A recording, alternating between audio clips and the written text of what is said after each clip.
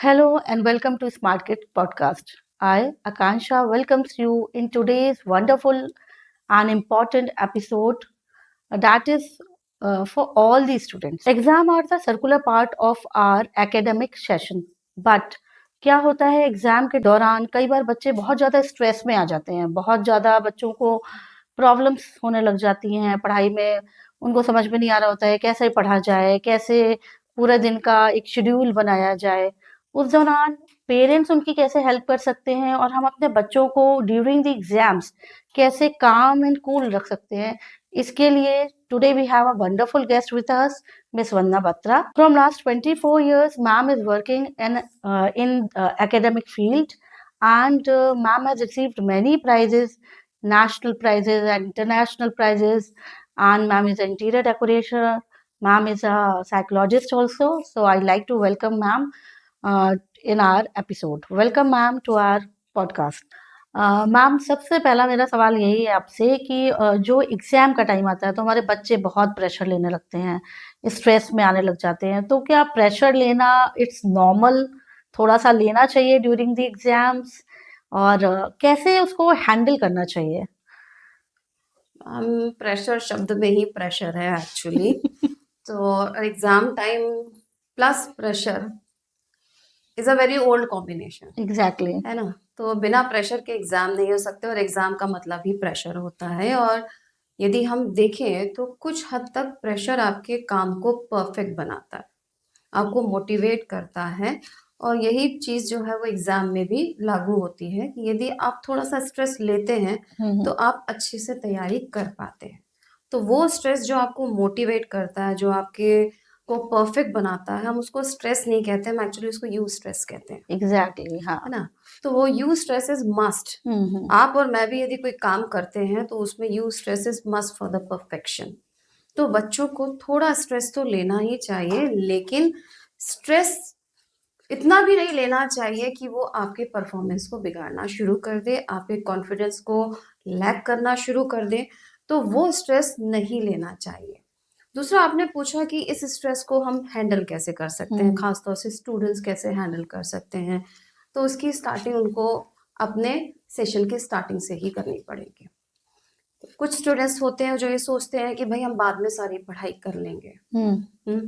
बाद में सारी पढ़ाई करने का मतलब ये हुआ कि आप सारा बर्डन एक साथ ले रहे हैं, हाँ। अपने प्रेशर को आप खुद ब खुद बढ़ा रहे हैं।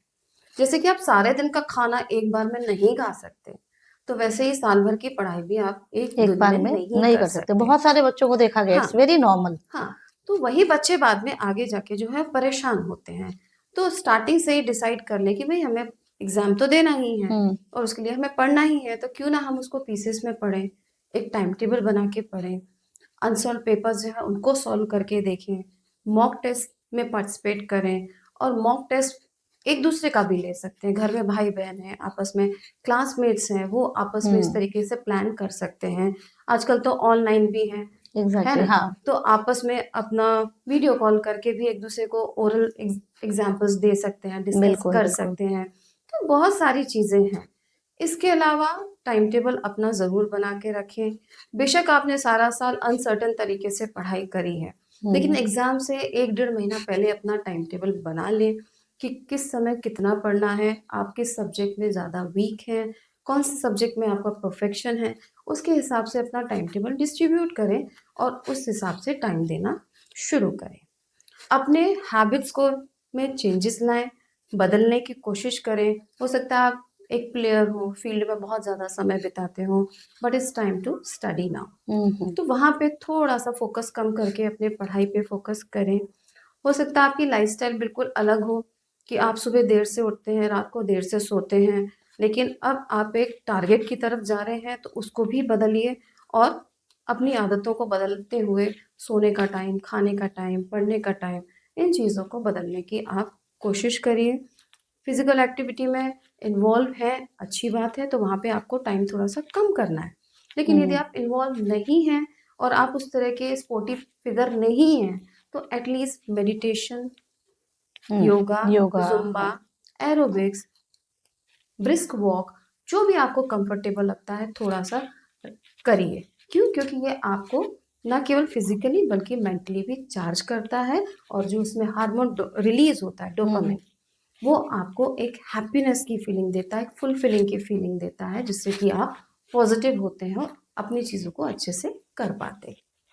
अब मैम एक बड़ा कॉमन सी प्रॉब्लम है बच्चों में कि उनको जैसे उनको समझ में नहीं आ रहा था कि कैसे हम पढ़ाई करें।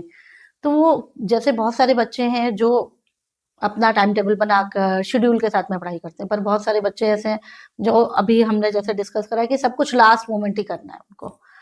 तो वो किस तरीके से अपनी पढ़ाई को ऐसा रूटीन मतलब एक टाइम टेबल के थ्रू करें कि लगातार बैठ के करें या ब्रेक्स में करें, जिससे कि वो अच्छे से प्रिपरेशन भी कर सकें और वो खुद को स्ट्रेस फ्री भी रख जी, सकें। क्योंकि आपने जिन स्टूडेंट्स की कैटेगरी की बात करी है, एज़ एजुकेटर मैंने ऐसे बच्चों को ही ज़्यादा देखा है, जो कि लास्ट मिनट तक वेट करते हैं कि जब बम फटेगा तब हम वहाँ हुँ, से हटेंगे। तो ऐसे बच्चों के लिए अब क्योंकि टाइम कम बचा है हुँ, और हुँ, उनको अपना काम पूरा करना है, तो उसके लिए वो अपने नोट्स बनाएँ। स्टिकी हुँ, नोटपैड यूज़ करें और उसको कमरे में इधर-उधर लगा के रखें। लाइक मैथ्स के फ़ॉर्मूलाज़ हैं, केमिस्ट्री के कॉम्बिनेशंस हैं, फिज़िक्स के फ़ॉर्मूलाज़ हैं। इसको वो अपने कमरे में आस-पास लगा के रखें, ताकि आते-जाते उस पे नज़र रहे। तो वो जो एक डिफ़िकल्ट चीज़ उनको लर्न करने में लगती है, टाइम जो हुँ, हुँ, लगता है, वो उसको ईज़िली कर सकते हैं। दूसरी चीज़, क्योंकि अब समय कम बचा है, तो इन लोगों के लिए भी ज़रूरी है कि वो अपना टाइम टेबल बनाएँ और उसको फ़ॉलो करें, और साथ ही साथ अपनी फ़ेवरेट टेक्नीक, चाहे वो एट अ स्ट्रेच पढ़ने की हो हुँ, या फिर ब्रेक्स में पढ़ने की हो, उसका इस्तेमाल करें। एक टेक्नीक होती है पोमोडोर टेक्नीक, जिसमें हम हर 25 से 30 मिनट के बाद 5 मिनट का ब्रेक लेते हैं, अपने आप को रिफ्रेश करते हैं, चार्ज करते हैं और वापस से पढ़ने को बैठते हैं।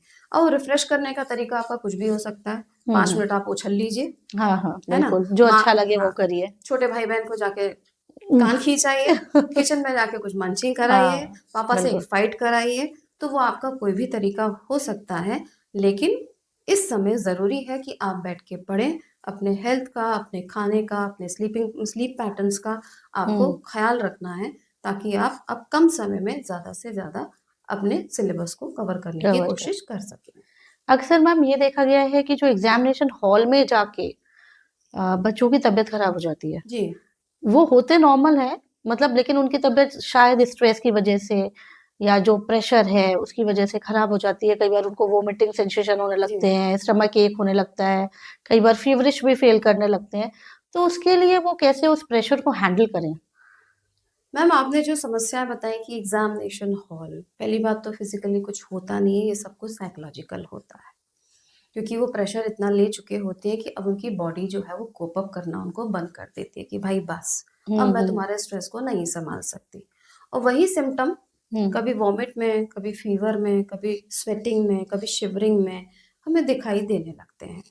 और आमतौर पे ये देखा गया है कि हुँ, एग्ज़ाम से पहले ये लोग, बच्चे लोग जो हैं वो लेट नाइट स्टडीज़ करते हैं, हुँ, हार्डली 2 या 3 घंटे की नींद ले रहे हैं, बिल्कुल। तो उस समय भी बॉडी इतनी स्ट्रेस होती है कि अपने आप को पूरी तरह से वो कंज़्यूम कर चुके होते हैं, हुँ, और एग्ज़ाम हॉल में जो होता है वो बॉडी उनको साथ छोड़ने लगती है, और ऐसे में वो वॉमिट, स्टमक एक, फ़ीवर, इन सारी चीज़ों को वो फ़ील करने लगते हैं। साथ ही साथ उनको ये भी रहता है कि शायद जो मैं कर रहा हूँ, मैं अच्छा नहीं कर पाऊँगा। हुँ, हुँ। कॉन्फिडेंस नहीं आ रहा होता है कॉन्फिडेंस अंदर से नहीं खुद आता है। पे। उनको लगता है मैं फ़ेल हो हाँ, जाऊँगा, मैं फ़ेल हो जाऊँगा, बस ये एक नेगेटिव थॉट ही हुँ, आपकी पूरी प्रोसेसिंग को ख़राब कर देता है। एग्ज़ैक्टली। तो यहाँ पे ज़रूरी ये है कि अपने आप को साइकोलॉजिकली स्ट्रॉन्ग बनाने की कोशिश करें और ये थॉट लेके चलें, जैसा कि हमने मूवी में भी देखा है, all is well. Yes. All is well and I can do it. Hmm, I can do it, ये 2 फ़ॉर्मूला आप एग्ज़ाम हॉल में याद रख लीजिए और अपने टाइम को उस तरीके से यूटिलाइज़ कीजिए कि क्वेश्चन पेपर हाथ में है, तो बजाय ये सोचने के मैं नहीं कर पाऊँगा, ये सोचना शुरू करिए कि इस क्वेश्चन को मैं कैसे कर कर पाऊँगा। पाऊँगा। मेरे को अपना टाइम मैनेज करना है, 3 हुँ, घंटे में मुझे अपना पेपर पूरा करना है। स्ट्रैटेजीज़ बनाइए कि क्या पहले करना है, क्या बाद में करना है, कौन-सा आसान टॉपिक है, हुँ, किसमें आप परफेक्ट हैं, उस हिसाब से अपने आप को बनाना शुरू कीजिए। और एक चीज़ और भी कहूँगी मैम कि जब बच्चे घर से निकलते हैं, तो माँओं के बोलने के बाद भी खाली पेट निकलते हैं। बिल्कुल, बिल्कुल। तो इस कारण जो होता है, ऑलरेडी लेट नाइट्स हैं, कैफीन इनटेक हो चुका है, हम्म पढ़ाई का प्रेशर है, उनके ऊपर एंजाइटी इश्यूज चल ही रहे हैं, ऊपर से आप हैं खाली पेट। हम्म तो ये आपको घबराहट लाने के या आपको वॉमिट दिलाने के, इसको हम कहेंगे सोने में सुहागा, कि हम्म आपने सारा जो नेगेटिव काम करना था वो कर चुके हैं, और उसके बाद जब सुबह सुबह आपका पेट कह रहा है कि भाई मुझे कुछ खिला दे, क्रेविंग हम्म हो रही है, लेकिन नहीं मुझे एग्जाम देने जाना है, तो कृपया ऐसा ना करें। हल्का-फुल्का नाश्ता हाँ, कर ज़रूर करके जाएँ, क्योंकि एग्ज़ाम हॉल में आपको कुछ मिनट नहीं बैठना है, घंटों घंटों बैठना बैठना है, है, बिल्कुल आना सही बात है। है, जाना है, उस सिचुएशन को आपको फेस करना है। हम्म तो आप अपनी बॉडी और माइंड को जब फीड नहीं करेंगे, तो वो आपके साथ कोप अप नहीं करेगी। हम्म तो सजेशन मेरा यही है कि टाइम टेबल को मेंटेन करिए, नींद खराब मत करिए, कैफ़ीन इंटेक हम्म उतना ही रखिए जितना आपकी बॉडी के लिए ज़रूरी है, और साथ ही साथ कभी भी घर से खाली पेट मत मत निकलिए, निकलिए। क्योंकि बच्चे तो पूरी रात जाग करके पढ़े होते हैं। जी, उनकी हैबिट उनको तो रात में है कि नहीं नहीं रात में शोर नहीं होता है और जी, हम बड़े आराम से पढ़ाई कर पाते हैं। तो बहुत सारे बच्चे रात में ही पढ़ते हैं और फिर बिल्कुल। सुबह क्योंकि अब जो रात भर जागेगा वो उसको सुबह तो नींद चाहिए। तो वो सभी इसीलिए के साथ शायद है, उनको यदि ज़्यादा हम घबराहट जी, और ऐसा फ़ील होने लगता शुरू है और वो स्ट्रेस में आके कि नहीं-नहीं ब्रेकफ़ास्ट भी नहीं करना, नहीं-नहीं कुछ नहीं खाना है और हाँ, एकदम बस हाँ, रश तो करते हैं उन एग्ज़ामिनेशन के रशिंग लिए। वाले बच्चों के लिए भी दिया है ना, all is well and I hmm, can do it. Hmm, ये 2 हुँ, फ़ॉर्मूला उनको याद रखने हैं। ये आप और मेरी बात करें तो शायद हम लोग भी उन्हीं में से थे जो रात में बैठ के पढ़ते थे। पढ़ते थे। हाँ, और हम लोग माँ-बाप भी हमारे यही कहते थे, नहीं हुँ, रेस्ट कर हुँ, लो। लेकिन हाँ, लेकिन जितना स्ट्रेस आज लोग लेते हैं, अब कहीं न कहीं लाइफ़स्टाइल भी बहुत चेंज हुआ चेंज हो है। गया हम एग्ज़ैक्टली। लोगों का लाइफ़स्टाइल अलग था। हाँ, तो इस कारण ये प्रॉब्लम आजकल कुछ ज़्यादा बढ़ गई है। हुँ, तो फिर आज के समय के हिसाब से जो पॉसिबिलिटीज़ हमें करनी चाहिए, वो अपने हुँ, बेटरमेंट के हुँ। लिए करनी। अब मैम आते हैं डाइट की तरफ। तो ड्यूरिंग द एग्ज़ाम्स हमारे बच्चों को किस तरह का डाइट लेना चाहिए? जो जी, स्टूडेंट्स हैं, वो क्या खाएँ या क्या नहीं खाएँ? उनके लिए क्या चीज़ सही है? जी। ये कुछ बताइए हमें। हुँ। आपकी बॉडी को चार्ज करने के लिए, आपका कंसंट्रेशन बढ़ाने के लिए, आपको पॉज़िटिव रखने के लिए आपकी डाइट बहुत ज़्यादा इम्पोर्टेंट होती है। तो आजकल की जनरेशन की जैसे आदत है जंक फूड। हुँ, हुँ, हुँ। ईज़िली अवेलेबल है, एक फ़ोन कॉल किया और एग्ज़ैक्टली ज़ोमैटो वाले ने ज़ोमैटो, आके आपको स्विगी दे यस। दिया। तो प्लीज़ इस समय जंक फूड को अवॉइड करिए, क्योंकि ये वो फूड है जो आपके कंसंट्रेशन को कम करता है, आपको नींद की तरफ धकेलता है, आपकी एनर्जी को लैग करता है, और इस समय खाना हमें ऐसा चाहिए जो कि आपको एनर्जी दे, हुँ, आपको हुँ। एनर्जेटिक बनाए, आपका कंसंट्रेशन इंक्रीज़ करे। तो ऐसे में कोशिश करिए कि रिच प्रोटीन डाइट हो, जिसमें ओमेगा 3 हो। आप पम्पकिन सीड ले सकते हैं, खरबूजे के बीज ले सकते हैं, चना, मूँगफली, ज्वार, हुँ, बाजरा, बहुत सारी चीज़ें हमारे आस-पास हैं, जिनको हम इस्तेमाल कर सकते हैं। तो इसके एक फ़ायदा तो ये है कि आप अच्छी डाइट ले रहे हैं, दूसरा बहुत सारे बच्चों को मंचिंग की आदत हैबिट होती होती है, है, यस। कि भई पढ़ते समय कुछ हाँ, ना कुछ कुछ खाने को खाना चाहिए, है, हाथ यस, यस। चलता रहता है हाँ, इधर, आँख चलती रहती है और हाथ चलता हुँ, रहता है। तो उनके लिए भी एक अच्छा ऑप्शन है कि मंचिंग कर रहे हैं तो वो हेल्दी मंचिंग हो रही है। हुँ, हुँ, तो जो उनको प्रोटीन्स चाहिए, जो ओमेगा 3 चाहिए, वो सारी चीज़ें उनको मिलती मिलती रहती रहे। हैं। कैफ़ीन फिर कहूँगी कि हुँ। कैफ़ीन अवॉइड करें। हाँ, बहुत बच्चों की हैबिट हाँ, होती है चाय, हाँ। कॉफ़ी, ब्लैक हुँ, कॉफ़ी ये सब और लेने की ये ड्यूरिंग द तो एक एग्ज़ाम्स। लिमिट तक तो ठीक है, लेकिन हुँ, उसके हुँ, बाद आपकी बॉडी उस चीज़ को एक्सेप्ट करना बंद कर देती है। तो ऐसे में आपका बीपी बढ़ेगा, आपको अननेसेसरली की घबराहट होगी, आप अनकंफर्टेबल फ़ील करेंगे, तो जो हुँ, चीज़ हुँ। हमें पॉज़िटिव चाहिए, जिसके लिए हम हाँ, पॉज़िटिव की कोशिश कर रहे थे, वो सडनली नेगेटिव होती चली जाती है। तो कैफ़ीन हमें अवॉइड करना है, जंक फूड अवॉइड करना है, जितना हो सके।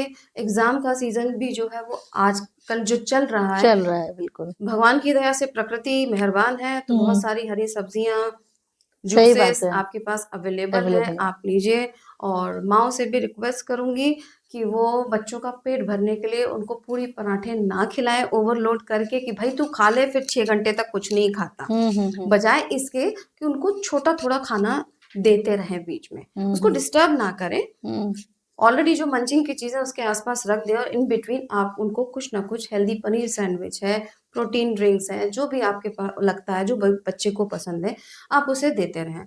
तो इस तरीके से एग्ज़ाम डेज़ में हम अपनी डाइट का ध्यान ध्यान रख रख सकते सकते हैं, हैं। क्योंकि बच्चे कई बार बैठते हैं पढ़ने, फिर घंटों तक पढ़ रहे हैं, बीच में उठना नहीं है, कुछ खाना नहीं है, खाना नहीं है। तो क्योंकि ब्रेन को भी तो फूड जी, चाहिए, बिल्कुल। कुछ तो मैम, चाहिए बॉडी एंड बॉडी को ब्रेन। डिहाइड्रेट ना होने हाँ। दें, आप पानी कंटिन्यूअस लेते रहें। अब उसमें भी एक्सक्यूज़ होता है, कौन उठे, हम्म कौन हम्म पिए, तो कंसंट्रेशन खराब आसपास सब होता है। चीजें बिल्कुल, रख पानी लें। की बोतल, ग्लास अपने हम्म आस-पास रखिए और सिप-सिप पीते रहिए, ताकि बॉडी डिहाइड्रेट नहीं हो और आपका कंसंट्रेशन बना रहे। बना रहे हैं।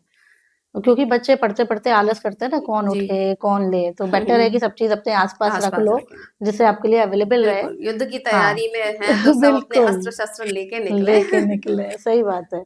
मैम, जो ये एग्जामिनेशन का टाइम होता है, इसमें जो पेरेंट्स हैं, इनका बहुत अहम रोल होता बिल्कुल मैम। है ना? तो पेरेंट्स को क्या करना चाहिए जिससे उनके बच्चे मोटिवेट हों, जिससे कोई नेगेटिव थॉट्स बच्चों की तरफ नहीं जाएँ? जैसे मैंने कई बार देखा है कि बहुत सारे पेरेंट्स होते हैं, वो पूरे सब अपने बच्चों को कहते रहते हैं, "अरे! ये तो पढ़ता ही नहीं है।" उनके यहाँ कोई गेस्ट भी आएगा ना, उससे भी बोलेंगे, "अरे! ये हुँ। तो बिल्कुल पढ़ता ही नहीं है, ये तो बस पास हो जाए भई, हम तो अगरबत्ती लगाएँगे।" जी। है ना? हम तो खुश हो जाएँगे। हुँ। तो ये क्या तरीका सही है नहीं। बच्चों के लिए? नहीं मैम, बिल्कुल बिल्कुल भी सही नहीं है, क्योंकि हम अपने ऊपर लेके देखें, हमारी और आपकी भी यदि लगातार कोई बुराई करता है, तो हमारा हुँ, विश्वास टूटता है। हम आत्मविश्वास में कमी महसूस करते हैं। तो पेरेंट्स के लिए ज़रूरी है कि ऐसे समय में बच्चा उनका चाहे जैसा भी हो, मैं खुद कहती हूँ कि हर बच्चा अल्बर्ट आइंस्टाइन नहीं बन नहीं होता, सकता, सही बात है। ठीक है ना? तो हम अपने बच्चे को जानते हैं, उसकी कैपेसिटी जानते हैं, उसका आईक्यू लेवल जानते हैं, और मैं फिर कहूँगी कि बच्चा जैसा भी हो, उस समय उसको बहुत ज़्यादा इमोशनल सपोर्ट की ज़रूरत होती हुँ, है, हुँ। क्योंकि वो कहीं न कहीं हर तरह के प्रेशर में है। उसके ऊपर उसका पीयर ग्रुप प्रेशर भी है, क्योंकि उसको वहाँ परफ़ॉर्म करके बताना है। उसके ऊपर टीचर्स का प्रेशर भी है, क्योंकि लगातार उसको बोलते रहें कि नहीं, तुम्हें तो इतने परसेंट लाने ही लाने हुँ, हैं। हुँ, हुँ। सोशल प्रेशर भी है, क्योंकि माँ-बाप उसको हमेशा अपनी इमेज से जोड़कर देखते हैं। तो यहाँ पर उसके लिए इमोशनल सपोर्ट इज़ मस्ट। तो बजाय उसको ये कहने कि तुम ये नहीं कर पाते हो, या ये नहीं कर पाओगे, या ये नहीं कर रहे हो, हुँ, वो जो कर रहा है उसको एप्रिशिएट करें। उसके हार्ड वर्क को रिकॉग्नाइज़ करें कि वो जो भी कर रहा है मन लगाकर कर हुँ, रहा है, और उसको बीच-बीच में ज़रूर गाइड करते रहें, और हुँ। उसको वॉच ज़रूर करें कि कमरा बंद करके वो पढ़ हाँ, रहा पढ़ है रहा या है। कहीं और मोबाइल में लगा हाँ, हुआ है। बिज़ी है, सही इस बात है। चीज़ का ज़रूर ध्यान रखें। रियलिस्टिक रहें, हुँ, हुँ। है ना? रियलिस्टिक मैंने किस वे में कहा कि हर बच्चा आपका अल्बर्ट आइंस्टाइन नहीं सही होता बात है, है। सब बच्चे अलग-अलग हर हैं। कोई 100% नहीं बिल्कुल, ला सकता, क्योंकि ऐसा ला कर सकते तो शायद हमारे देश में सारे के सारे डॉक्टर होते, सारे के सारे इंजीनियर होते हैं। आईपीएस होते, इंजीनियर एग्ज़ैक्टली। होते। तो हमें वो नहीं करना है। हुँ, मुझे मालूम है कि मेरे बच्चे की कैपेसिटी 70% की है, हुँ। उसका साइंस में इंटरेस्ट नहीं है, बट वो लिटरेचर में ज़्यादा अच्छा कर रहा कर है, सकता है, तो सही वो बात है। मार्क्स उसमें अच्छे लाएगा, मुझे उस हुँ, चीज़ को एक्सेप्ट करना पड़ेगा। जो रियलिस्टिक रहें। हुँ, हुँ, तो यदि आप अपनी इच्छाओं का बोझ, अपने सामाजिक दिखावे का बोझ उस पे डालोगे, तो वो जो परफ़ॉर्म कर सकता है, हुँ। वो नहीं कर वो पाएगा, डिमोटिवेट हो रहा है बच्चा कहीं न डिमोटिवेट कहीं, उसे होगा। खराब लग रहा होगा। बिल्कुल। और बात पर्सनल है, लेकिन हुँ, फिर भी कहना चाहूँगी कि पति-पत्नी के, सास-ससुर के, या घर में जो भी आपके इश्यूज़ हैं, हुँ, हुँ। कम से कम इस समय बच्चे के सामने ना करें। ना करें। क्यों? क्योंकि आपको नहीं पता कि वो इमोशनली और मेंटली उस समय कितना डिस्टर्ब हो रहा है या हर्ट हो रहा है, और उसका हुँ, सीधा-सीधा इफ़ेक्ट जो है बच्चे की पढ़ाई पर आ रहा है। आपका तो लड़ाई-झगड़ा कहा-सुनी उस समय हो सकता है हाँ, 2 दिन बाद खत्म हो जाए, खत्म हो जाए। लेकिन उसका जब रिज़ल्ट आएगा, तो आप सीधा-सीधा ब्लेम उस बच्चे पे करेंगे हुँ, कि हुँ। तुमने नहीं पढ़ा। तुमने नहीं पढ़ा, उसका तुम क्या कर कारण, रहे थे उस तुम क्या समय? कर रहे थे? तो एग्ज़ैक्टली। बजाय कारण जानने हाँ। के वो केवल उसके रिज़ल्ट पे फ़ोकस करेंगे। तो पेरेंट्स को चाहिए कि उसको इमोशनल सपोर्ट करें, हुँ, रियलिस्टिक रहें, घर के माहौल को शांत रखें, पॉज़िटिव। पॉज़िटिव रखें, यस। साथ ही साथ घर का एक कोना उस बच्चे के लिए सुरक्षित रखें, हुँ, जहाँ हुँ, पर हुँ। वो अपने कम्फ़र्ट ज़ोन को क्रिएट कर सके।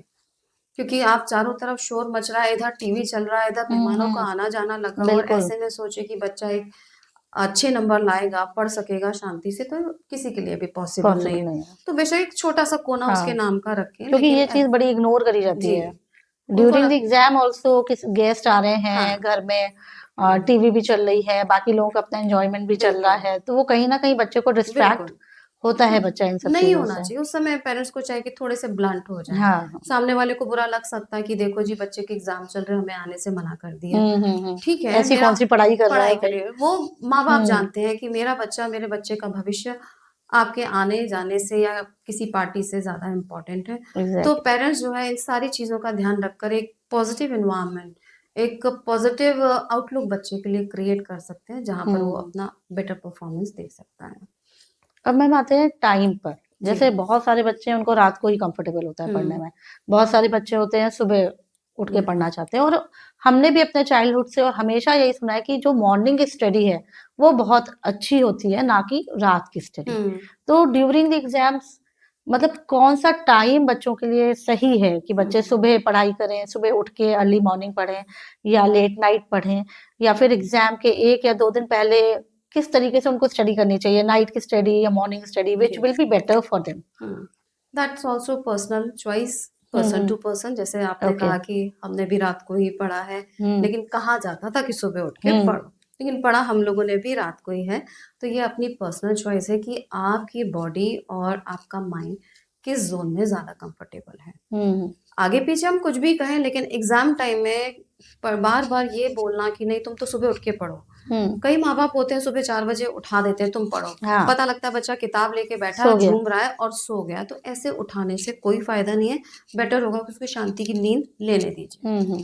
तो इस बात को जानते हुए कि हमारी बॉडी किस समय ज्यादा चार्ज रहती है, कितना हमारे साथ कोप अप करिए नाइट स्टडी के लिए या मॉर्निंग स्टडीज के लिए, तो हम अपनी बॉडी के हिसाब से चलें।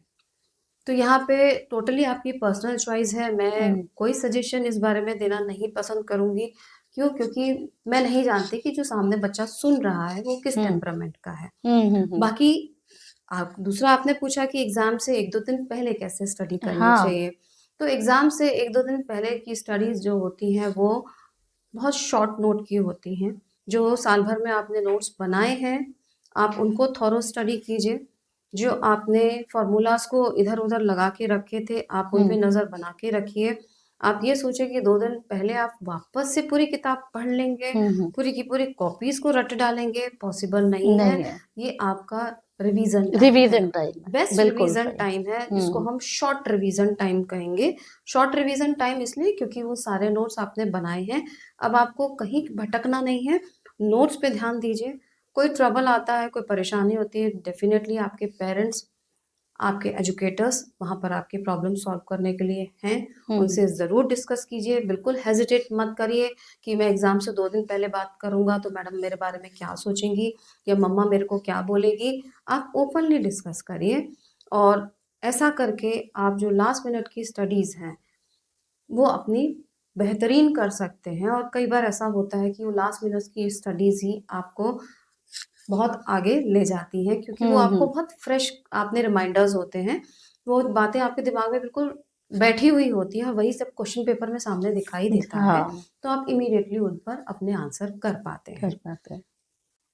Thank you ma'am, thank you so much. आज आपसे बात करके मुझे लगता है कि ये जो आज हमारा डिस्कशन था ये बच्चों के लिए, स्टूडेंट्स के लिए बहुत हेल्पफुल रहेगा। उनकी कई सारे डाउट्स जो हैं वो क्लियर होंगे और उनको समझ में आएगा कि how to study and how to manage stress, how to keep yourself calm during the examination.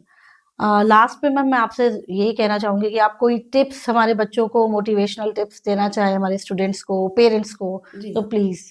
बिल्कुल मैम, लास्ट में मैं यही कहना चाहूंगी, yes of course exams are important, very very important, but exams are not everything.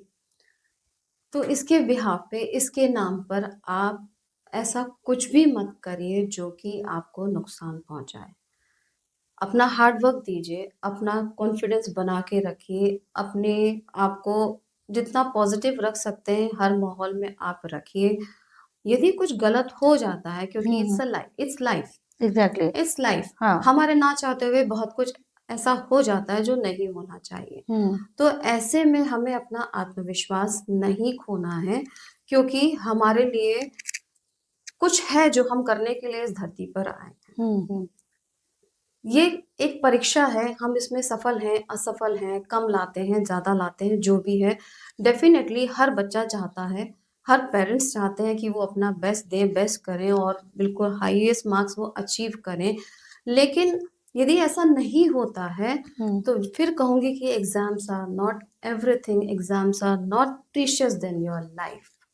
तो ऐसे में ना तो हमें ऐसा कुछ सोचना है, ना ही ऐसा कुछ करना है, जिसके बाद आपके परिवार या आपके माता-पिता को जीवन भर परीक्षाएँ ही देनी पड़े। तो हमें ऐसा कुछ भी नहीं करना है, कुछ भी नहीं सोचना है।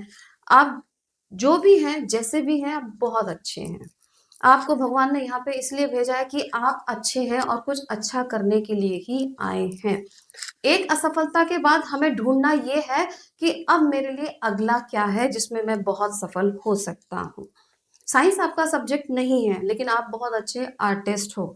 आपका रिजल्ट बहुत एवरेज रहा, बहुत डिसहार्टेड थे, बहुत सारे सोशल कमेंट्स आपको मिले, आपको बहुत सारा पीयर प्रेशर फेस करना हाँ, पड़ा होगा या करना पड़ सकता है।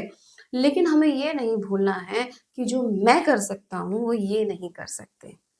तुम्हारा दोस्त साइंस में अच्छा है, लेकिन वो ड्राइंग नहीं कर नहीं कर सकता। सकता, सही बात वो है। कहानियाँ नहीं लिख सकता हम्म, है ना? वो इतना इमेजिनर उसके पास इमेजिन की पावर पावर नहीं है। नहीं है। हाँ, तो आपके लिए बेहतर क्या है, आपको ये खोजना है, ये सोचना है और उसके बाद जब आपको उसका उत्तर मिल जाता है, तो उसपे आपको चलना है।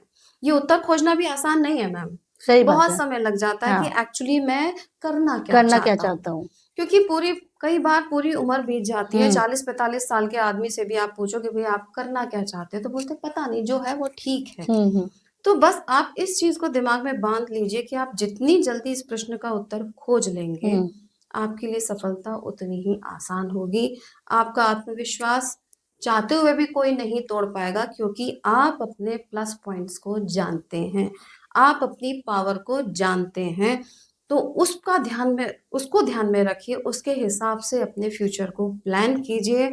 किसी की देखा-देखी मत मत। चलिए, किसी के कहने पर मत आइए। हम्म। जिसमें आपका इंटरेस्ट है, जिसमें आपको लगता है कि आप बेहतर कर सकते हैं, आप औरों से बेहतर हैं, आप करिए।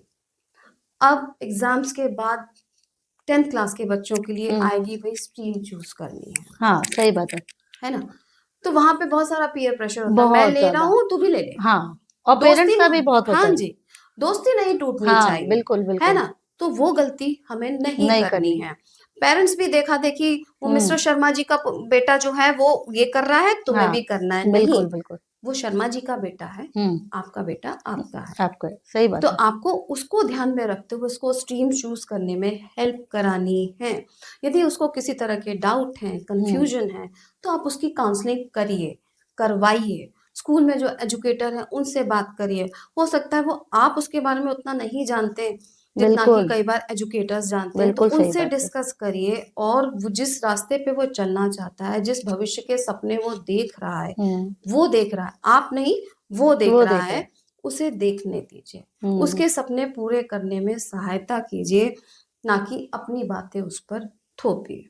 तो यहाँ पे मोटिवेशनल थॉट लास्ट में फिर मेरा वही होगा कि ज़िंदगी बहुत कीमती है, आपके एग्ज़ाम उसके सामने कुछ भी नहीं है, आपका परिवार, आपका जीवन से ज़्यादा कीमती कुछ भी कुछ नहीं भी नहीं है। है। तो इसलिए कुछ भी हो जाए, फिर कहूँगी कुछ भी हो जाए, आपको इन 2 चीज़ों को हमेशा प्रायोरिटी पे रखना है, my self and my family.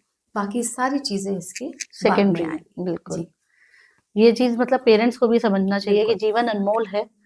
आपका बच्चा जो करना चाहे, जो उसका जिस चीज में इंटरेस्ट है, उसमें ही उसको बिल्कुल, मोटिवेट करें, उसका गाइड करें उसको, और उसके बिल्कुल, लिए हेल्प उस, क्योंकि जो बच्चे को जो चीज में इंटरेस्ट है, वो उसमें ही बेटर कर पाएगा। बिल्कुल, ना कि आप उसको जबरदस्ती बिल्कुल, अपने ख्वाब, क्या होता है ना, पेरेंट्स अपने ख्वाब देखते हैं। बिल्कुल, वो चाहते हैं कि जो हम नहीं कर पाए वो है वो हमारा करे। बच्चा करे। अब ये तो वही बात हुई ना मैम, बिल्कुल। पिकासो को आप कड़छी पकड़ा दो, एग्जैक्टली। हाँ, हाँ, तो वो कुछ नहीं कर बिल्कुल पाएगा, कुछ भी नहीं ना कर तो वो पाएगा। पिकासो रहेगा, ना वो कुकिंग कर पाएगा। बिल्कुल तो बिल्कुल। जो पिकासो है उसको पिकासो रहने दीजिए, हाँ, है ना? और जो हमारे बच्चे का टैलेंट मतलब हमको ही ढूंढना है।